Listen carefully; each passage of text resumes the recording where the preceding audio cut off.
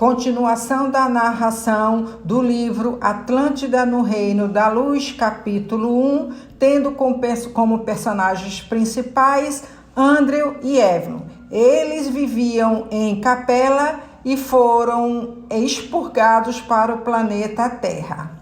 Em resumo, a Atlântida vivia em uma frequência superior e foi se materializando na dimensão física à medida que sua humanidade foi baixando a vibração espiritual, conforme explicaremos no transcorrer desse livro. Para ser ainda mais claro, o mundo Atlante era como os reinos mitológicos das fadas, elfos, duendes e etc. Um mundo à parte, superior, envolto em mistério, inacessível ao homem comum. Ele tinha como missão promover sua evolução e educar os povos primários do restante da Terra. Essa seria agora nossa tarefa, no mundo em que estávamos prestes a viver. Não existe um reino de Deus e um reino do homem. O que chamamos de matéria é apenas a porção visível do espírito. Essa sintonia harmônica de Atlântida com as frequências sutis superiores é que nos permitiu dominarmos plenamente a energia vril e viver uma dimensão superior à do restante da Terra. A elevação da vibração espiritual da Terra pela ação das gerações futuras fará a humanidade terrena voltar no futuro a dominar essa avançada tecnologia, digna somente de uma humanidade que compreende os sagrados objetivos da vida, amor e evolução. Essa condição especial de Atlântida é um dos motivos pelos quais os arqueólogos não conseguem localizá-la nos dias atuais, inclusive a Grande Pirâmide, submersa na região do Triângulo das Bermudas, com aqueles que a assustam, parecendo e desaparecendo em meio à névoa submarina por ser de natureza semimaterial. E assim, Evelyn e eu passamos vários anos na dimensão astral de Atlântida, estudando todos os detalhes sobre o conhecimento científico daquele novo mundo, para sermos úteis em nossa primeira encarnação no planeta azul. Os mentores espirituais ficaram em pouco tempo impressionados com a facilidade com que nós dois dominávamos e entendíamos o misterioso processo da manipulação do quinto elemento. O vril era chamado de quinto elemento porque representava na antiguidade um elo perdido entre o mundo material e o mundo astral. Aqueles que o dominavam necessitavam ter o poder sobre toda a matéria, representada pelos 4 elementos, terra, água, fogo e ar, mais o domínio do fluido vital que interpenetra todo o universo. A grande energia não era percebida com os limitados sentidos físicos. Era necessário penetrar em uma frequência mais sutil para percebê-la, e somente essas raras almas poderiam manipular essa força de acordo com suas respectivas capacidades, uns mais, outros menos. Os 4 elementos eram apenas uma representação simbólica dos diversos estados da matéria. Os atlantes conheciam detalhadamente todas as combinações que compõem os elementos químicos, compreendiam o comportamento dos átomos e das moléculas formadas, e o porquê de certos átomos serem extremamente reativos, enquanto outros são praticamente inertes. Conheciam também com profundidade propriedades como eletronegatividade, raio iônico, energia de ionização. Usando o vril, eles realizavam também fantásticas metamorfoses de um elemento em outro, inclusive os que não possuíam correspondência. A tão sonhada conquista da pedra filosofal, a metamorfose do cobre em ouro, era algo facilmente obtido nas indústrias de Atlântida, que manufaturavam produtos sem gerar detritos. Era possível elaborar qualquer coisa por meio de qualquer elemento, inclusive o barro e até mesmo o nada, ou melhor, a partir do oxigênio. As notáveis câmaras de ar de Atlântida criavam do nada tudo o que necessitávamos. Os atlantes geravam por esse processo um metal ainda mais nobre que o ouro, chamado de oricalco. Muitos templos e palácios atlantes eram ornamentados com esse material que não se encontra em estado natural na Terra. O oricalco só era possível de ser manufaturado pelo vril. No dia em que a arqueologia moderna encontrar esse raro material, terá finalmente encontrado vestígios da fascinante Atlântida. O exterior dos templos, com exceção dos pináculos, eram em geral recobertos de prata e os pináculos revestidos de ouro. No interior, o teto era de marfim, todo enfeitado de ouro, prata e oricalco.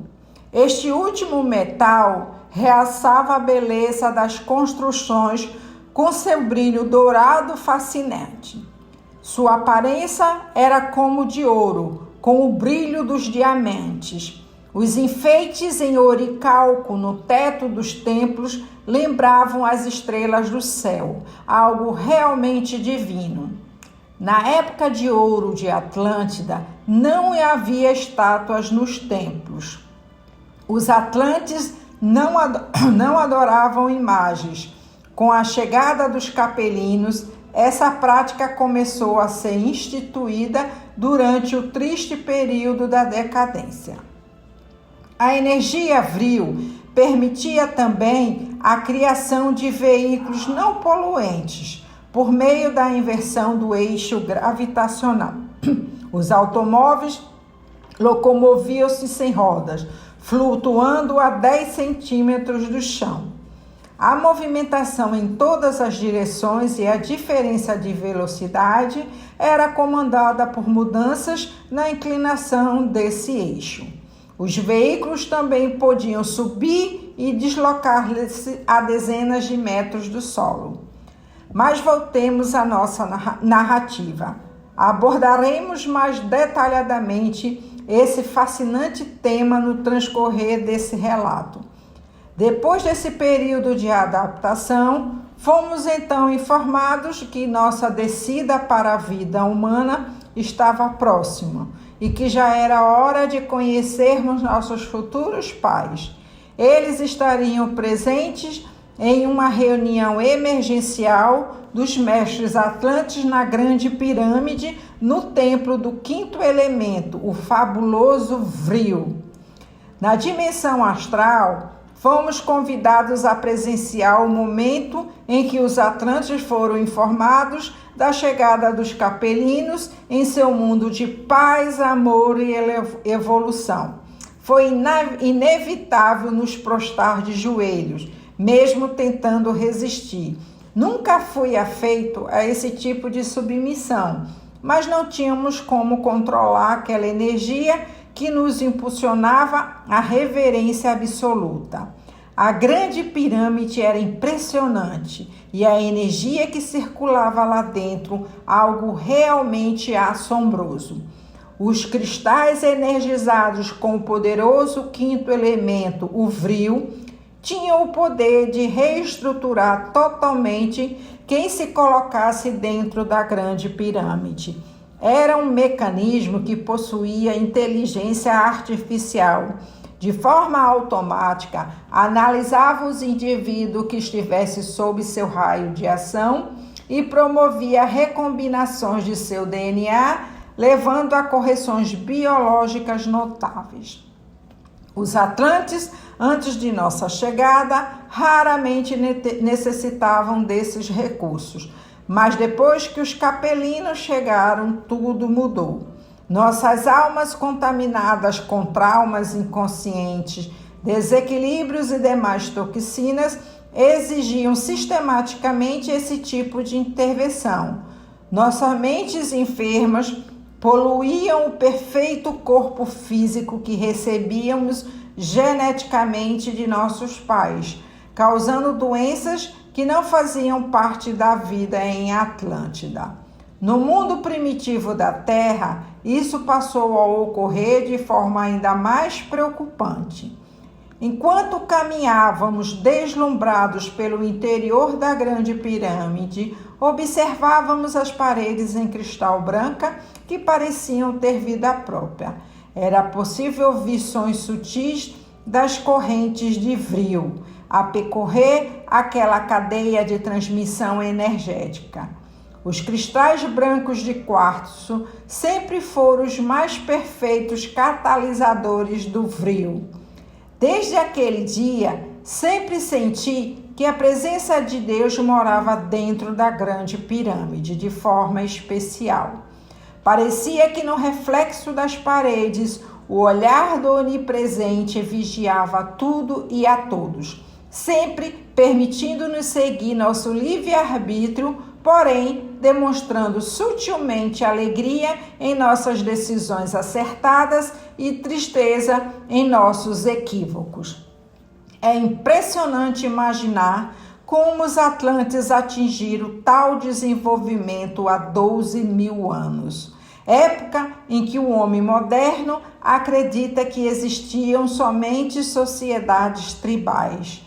Era realmente assim no restante do globo, talvez com uma ou outra exceção, como os povos das atuais Chinas e Índia, que já começavam a ter uma sociedade mais estruturada. O grande fator de diferenciação do povo atlante em relação à humanidade atual era a sua visão liberta de paradigmas. Eles enxergavam o plano invisível e não eram escravos do materialismo como os povos atuais. Isso fez os habitantes do imenso reino de Poseidon desenvolverem de forma admirável as faculdades paranormais, permitindo-lhes uma ligação direta com outras realidades dimensionais, como, por exemplo, o mundo dos espíritos, que chamavam quinta dimensão ou apenas dimensão superior. O Vril era uma energia dinâmica e poderia se apresentar sobre vários aspectos. Uma de suas formas mais comuns de manifestação era pela inversão do eixo gravitacional de elementos materiais. A partir de uma indução energética, era possível erguer pesados blocos de rocha como se fossem monólitos de isopor. Essa tecnologia permitia a construção de grandes edifícios sem a utilização de guindastes ou outras máquinas pesadas. Era necessário apenas conduzir as pedras colossais aos locais apropriados após serem lapidadas por meio de avançada tecnologia, semelhante ao laser moderno. Os atlantes jamais lutavam contra a gravidade. Resolviam um problema utilizando essa força a seu favor. Os primeiros egípcios, que ainda dominavam parcialmente o Vril, construíram as pirâmides e a esfinge de Gizé, utilizando essa mesma tecnologia. Somente o Vril poderia erguer monólitos com 2 toneladas sem utilizar resistentes roldanas e guindastes. Hoje em dia, os arqueólogos procuram 1000 explicações, algumas muito absurdas, como a construção de uma rampa circular até o topo das pirâmides egípcias para conduzir os pesados blocos. Qual rampa resistiria a tal peso? Diversas teorias insensatas são levantadas simplesmente pela dificuldade da ciência atual em abandonar seus limitados paradigmas de compreensão, comportamento este que estão atrasando a evolução tecnológica e espiritual da Terra de forma preocupante. Outros povos descendentes dos Atlantes, como os habitantes da Ilha de Páscoa e os sumérios, também utilizaram essa fantástica energia para erguer suas construções e monumentos. É fácil perceber que os egípcios, maias, incas, astecas e outros povos da antiguidade receberam a influência direta dos Atlantes antes e após a submersão da grande ilha. Com a iminente catástrofe, diversas embarcações abandonaram a Atlântida antes do grande cataclisma. Esses habitantes foram viver em outras terras e caldearam sua cultura com a dos povos primitivos do resto do globo, trazendo-lhes um grande e definitivo impulso para o desenvolvimento, fato que até hoje impressiona as culturas modernas. Os egípcios são um grande exemplo. Até a quinta dinastia, eles possuíam um avanço considerável. Ao contrário da ordem natural da evolução dos povos, a sociedade egípcia rapidamente cresceu para depois entrar em franca decadência. Inclusive, os primeiros egípcios eram monoteístas e, com o passar dos séculos, declinaram a crença em vários deuses. A falta de compreensão superior dos capelinos rebeldes, aliada ao primitivismo dos povos oriundos da terra, promoveu a crença pagã entre os gregos, egípcios e, posteriormente, os romanos. Outro exemplo da presença atlante no resto do mundo é a construção de pirâmides por todos os povos antigos do planeta, sendo que no Egito tivemos as mais impressionantes demonstrações dessa cultura. A Atlântida era um continente repleto desses fabulosos catalisadores energéticos que eram construídos usando as mais belas pedras, desde o granito até o basalto negro. Na capital Poseidon, como já relatamos, encontramos a mais colossal dessas construções, a Grande Pirâmide, 4 vezes maior que a pirâmide de Quéops no Egito, composta de blocos de cristal branco que depois foram fusionados, tornando-se uma única peça. Essa grande pirâmide, hoje submersa nas profundezas do mar, está localizada exatamente na região conhecida como Triângulo das Bermudas, gerando uma espécie de energia magneto-espiritual que desencadeia os fenômenos já conhecidos como o desaparecimento de barcos e a rotineira alteração da leitura dos instrumentos de navegação. Os atlantes dominavam também a tecnologia da informação, por meio de cristais de quartzo manipulados pela energia Vril. O avanço na área da informática foi tal que eles construíram centrais de informação semelhantes aos registros arcaicos do plano espiritual, onde está armazenado todo o pulsar da vida no cosmos. As informações contidas nesse poderoso banco de dados podiam ser acessadas por quaisquer recursos sensoriais, desde imagem até estímulos cibernéticos.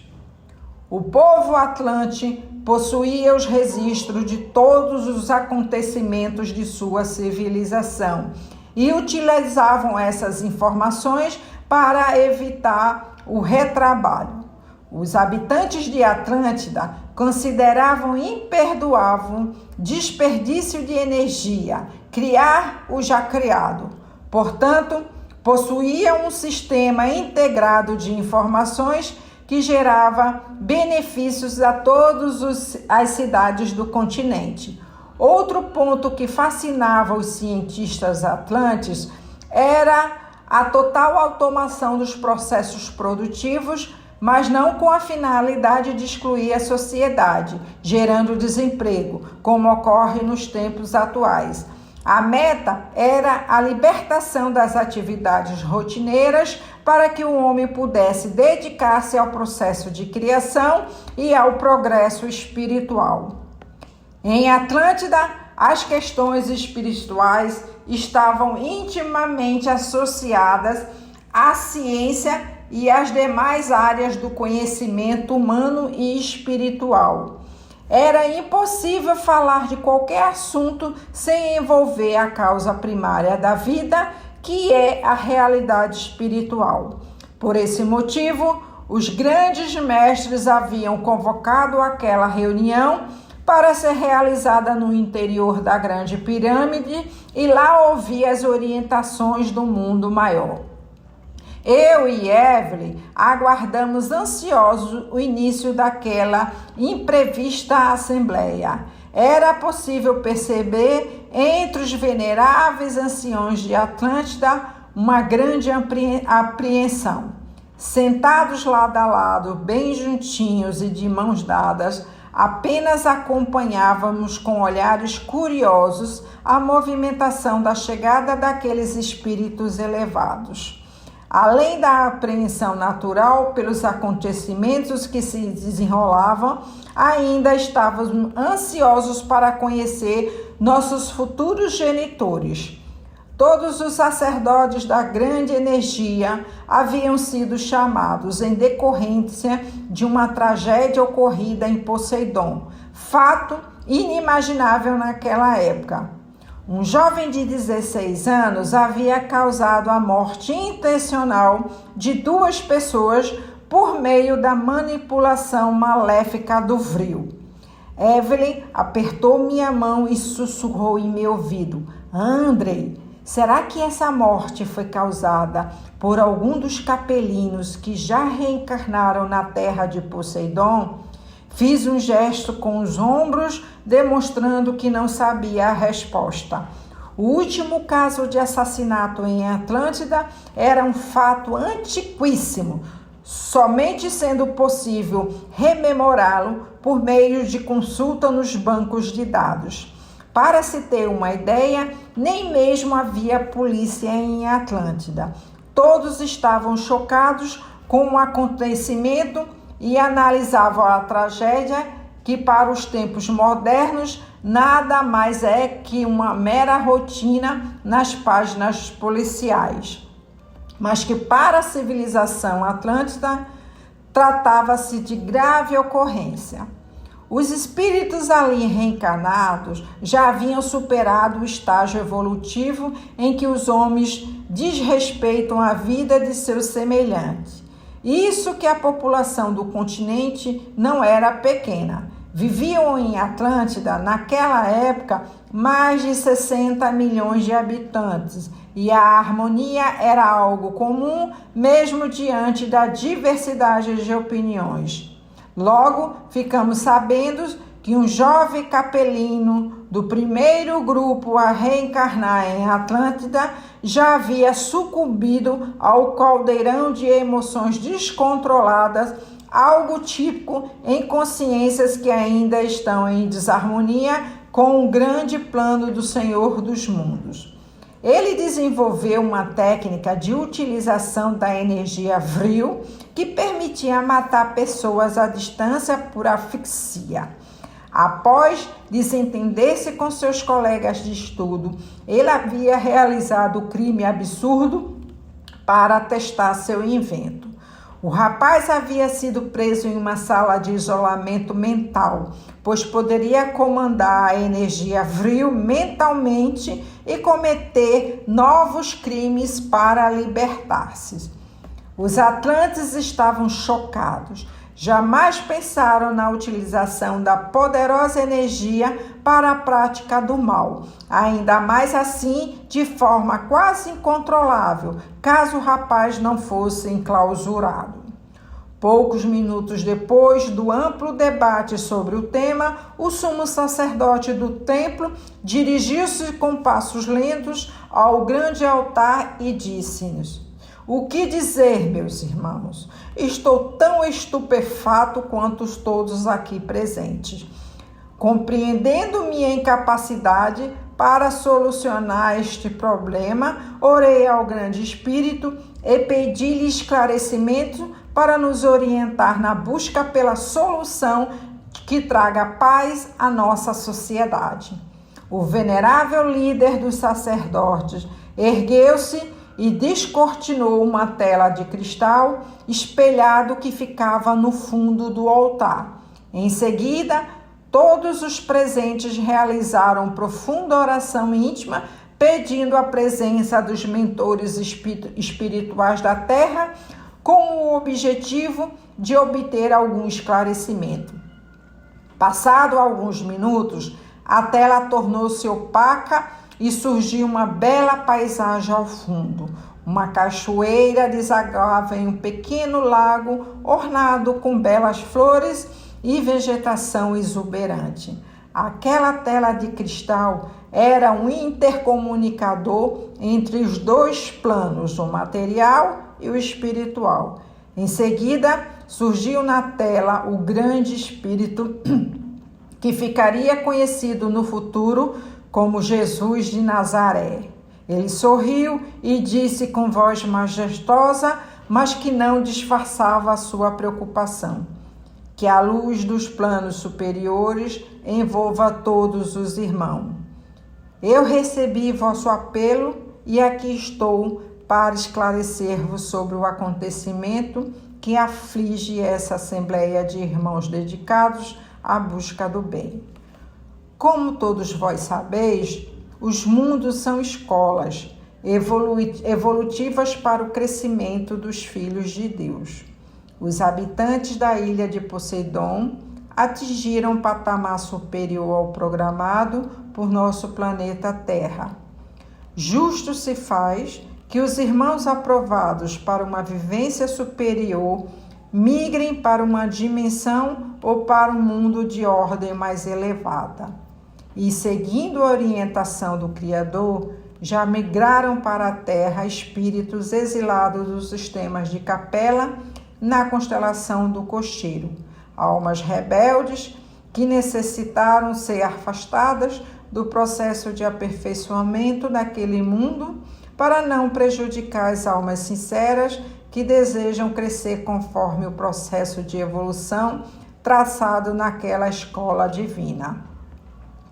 Os exilados de Capela já se encontram em vosso meio, reencarnando sistematicamente e concretizando o processo de transição planetária, onde novas comunidades são inseridas ou apartadas nos diversos mundos do universo. No período de um século, esses irmãos em estágio evolutivo inferior reencarnarão gradualmente, à medida que os atuais habitantes da grande ilha ascenderão ao mundo superior após seu desenlace da matéria. Essa transformação mudará o cenário do vosso mundo, determinando uma decadência no nível espiritual de seus habitantes. Esperamos que esses irmãos rebeldes se adaptem sem causar traumas ou desavenças incontroláveis. O caso que vos aflige é o primeiro sinal de muitos que surgirão em decorrência da imaturidade espiritual dos filhos de Capela. O grupamento espiritual que está reencarnando entre vós está assumindo o compromisso de tomar-se um referencial de desenvolvimento para todo o grupo, em substituição à importante contribuição da humanidade atual do reino de Poseidon. Essa equipe necessita de vosso apoio e orientação para conseguir vencer os desequilíbrios de sua alma e assim atingir o objetivo traçado. Esperamos poder controlar a situação e manter esse paraíso em seu atual estágio de avanço tecnológico. Caso contrário, será necessário destruir o continente para que o grupo escolhido para reencarnar aqui também venha a viver entre os povos bárbaros do resto do planeta, onde a tecnologia e o avanço ainda não foram alcançados e não poderão causar maiores danos ao planeta. O nobre emissário divino silenciou por alguns instantes e depois concluiu: vós já estáis eleitos para viver em esferas superiores à Terra, mas com toda a vossa colaboração, meus irmãos, para educar os rebeldes e mostrar-lhes o caminho do amor, única fonte de edificação espiritual para alcançarmos a evolução até os braços de Deus. Por isso, peço-vos que essa última encarnação em que vivereis na Terra seja dedicada ao auxílio espiritual aos irmãos capelinos. Suportem com amor e paciência as crianças espirituais que o Pai nos envia para educarmos. Espero ter-vos esclarecido, meus amados irmãos. Ficai com a luz de Deus. Naquele instante, a tela de cristal voltou a ficar opaca e depois se tornou um espelho perfeito. Ao mesmo tempo em que todos os atlantes ali reunidos trocavam ideias sobre as informações recebidas. Nesse instante, um dos nossos principais instrutores, desde que chegamos à Terra, chamou-nos para acompanhar-nos à conversa de um grupo de jovens. Ficamos deslumbrados com a beleza daqueles seres que irradiavam energia pura e agradável. Sem demora, nosso nobre instrutor aproximou-se de um jovem casal à nossa frente e falou: Andrei, eis teus futuros pais. Ele apontou para um homem alto, com um olhar carinhoso e sonhador, e falou: esse é Atonis, sacerdote do Templo do Sol, e a jovem noiva, a seu lado, chama-se Cristi. Esse jovem casal abrirá as portas da reencarnação no mundo humano para você, meu filho. Saiba aproveitar a oportunidade que receberás. Sem me dar tempo para dizer qualquer coisa ou até mesmo agradecer, ele se virou para minha companheira e falou: Evelyn, você também terá uma oportunidade muito especial. Eis sua futura mãe, a sacerdotisa Ártemis, uma alma de elevadíssimo quilate espiritual, e ao seu lado está seu futuro pai, mestre Nasser. Nós ficamos instantaneamente magnetizados por aqueles seres e nada falamos ao nosso orientador. Apenas fizemos uma reverência discreta com a cabeça. Ele esboçou um pálido sorriso e falou-nos: fiquem aqui junto a eles, procurando conhecer seus anseios e pensamentos. Eu tenho de acompanhar outros encaminhamentos. Concordamos como duas crianças assustadas, e no momento em que o orientador estava se afastando, resolvi perguntar-lhe por que havíamos sido escolhidos para ter pais assim tão especiais. Ele me olhou de forma significativa e disse: vocês possuem grande conhecimento sobre o Vril e o manipulam de forma impressionante. Escolhemos esses jovens casais para serem seus pais por dois motivos. Primeiro, para que juntos possam explorar todo o potencial de suas energias criadoras pelo bem da Terra. E segundo, para que vocês possam ter uma infância segura em meio a pais que lhe deem carinho e boa formação moral. Ele meneou a cabeça e concluiu: O poder é algo muito perigoso e cobiçado, e ele pode corromper.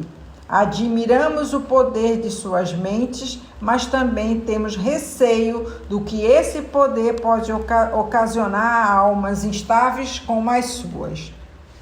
Ele se despediu e foi dedicar-se a outros assuntos, enquanto eu e Evelyn ficávamos pensativos. Minha bela esposa olhou então para suas mãos e disse-me com indisfarçável preocupação: Andrew, por que ele nos disse isso? Será que ele crê que usaríamos o vril para o mal? Terá visto algo em nossas almas que desconhecemos? Eu beijei suas delicadas mãos e desconversei. Talvez seja só uma medida preventiva, já que somos capelinos. Venha, vamos observar a conversa de nossos futuros pais. Os 4 jovens mestres debatiam de forma ardente, sendo que Atones acreditavam não ser necessário se preocupar, pois os capelinos se transformariam para o bem e viveriam em harmonia no paraíso que era o nosso continente. Ártemis já não pensava assim. Atones, se eles não se modificaram em seu mundo, por que o fariam no nosso mundo? Não sei, Ártemis. Acho que confio demais nas pessoas. Creio sinceramente na modificação para a luz. Creio também nessa modificação, mas após uma série de encarnações, e não abruptamente respondeu a futura mãe de Evelyn. Se imaginássemos que nos tempos atuais, 12.000 anos após, os homens ainda estariam se matando, promovendo guerras estúpidas e vivendo em pleno atraso espiritual, acho que todos ficaríamos chocados com a falta de perseverança no bem desses irmãos que ingressavam no plano evolutivo da Terra naqueles longínquos dias. Após debaterem por algum tempo, eles perceberam que Nasser estava calado, meditativo. Os demais amigos chamaram sua atenção para a conversa do grupo e ele disse em tom soturno: Irmãos, todas as teses são corretas e possíveis, mas devemos pensar na possibilidade de os capelinos não se adaptarem à frequência elevada de nosso mundo. Vejam bem, todo conhecimento e avanço de nossa civilização perder-se-ão, pois o continente terá de ser destruído.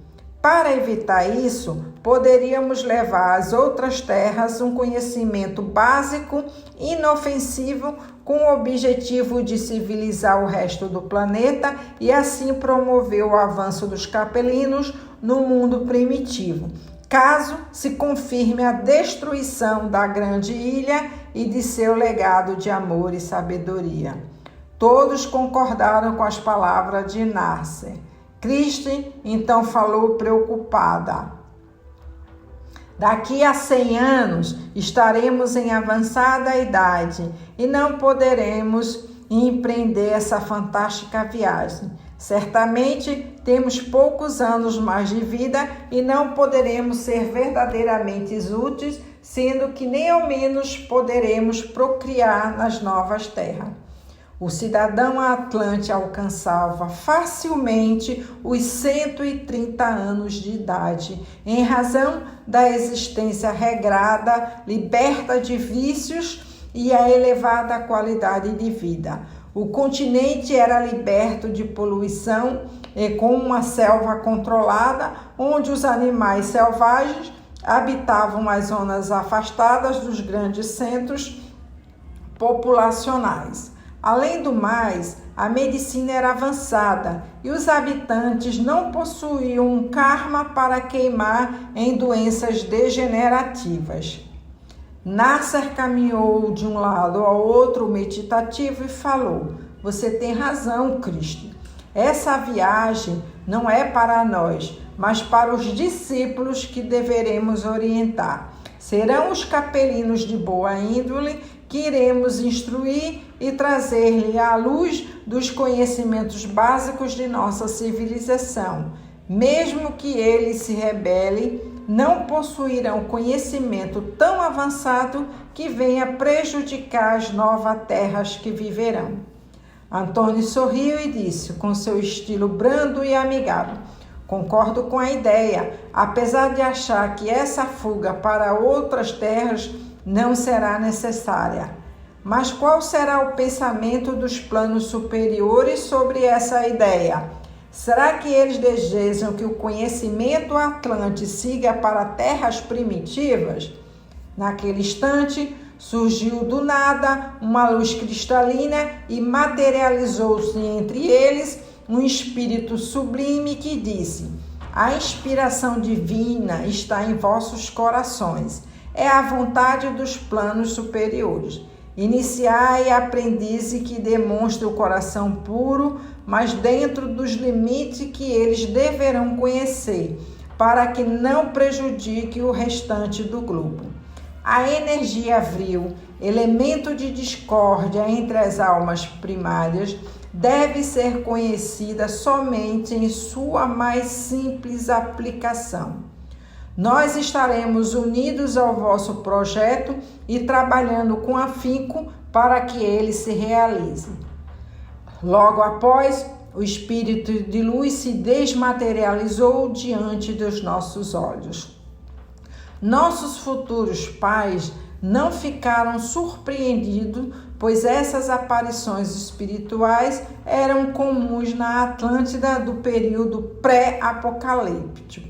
Já nós dois ficamos bem impressionados. Em seguida, Nasser abaixou a cabeça e após concluiu: se os espíritos responsáveis pela evolução da Terra estarão conosco de tal forma, é porque realmente a chance dos capelinos vencerem suas tendências inferiores é bem remota. Antônio olhou para Nasser e concordou com um gesto amargurado. Em breve, nossos pais casariam e teriam seus filhos. As portas para o mundo humano se abririam novamente para nós.